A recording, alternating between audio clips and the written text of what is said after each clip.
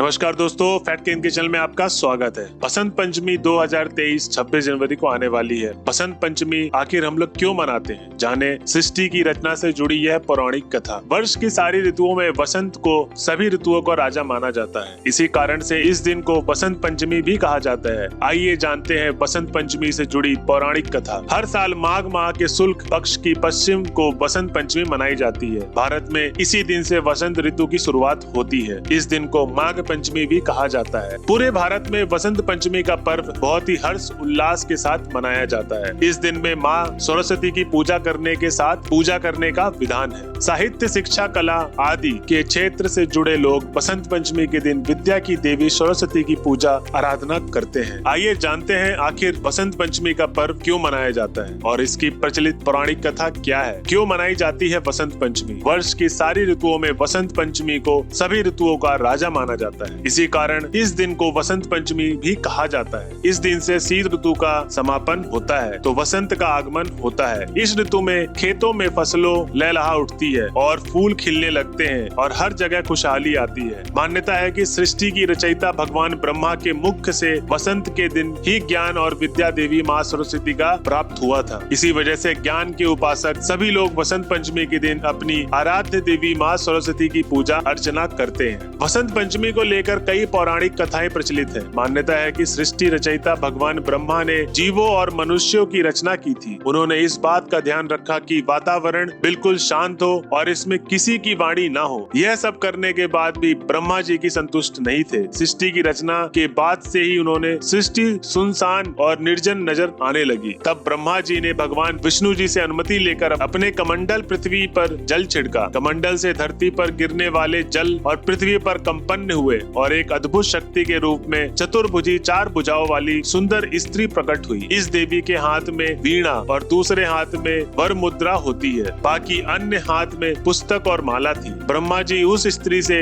वीणा बजाने का अनुरोध किया। देवी के वीणा बजाने से संसार के सभी जीव जंतुओं को वाणी प्राप्त हुई। इसके बाद से देवी को सरस्वती कहा गया। इस देवी ने वाणी के साथ साथ विद्या और बुद्धि भी दी। इसीलिए वसंत पंचमी के दिन घर में सरस्वती माँ की पूजा भी की जाती है। इस दिन से देवी सरस्वती को बागेश्वरी, भगवती, शारदा, वीणा वादनी और भाग्य देवी सहित अनेक नामों से पूजा जाता है। तो दोस्तों, आज की वीडियो आपको कैसी लगी प्लीज हमें कमेंट बॉक्स में बताएं और हमारे चैनल को सब्सक्राइब करें। धन्यवाद।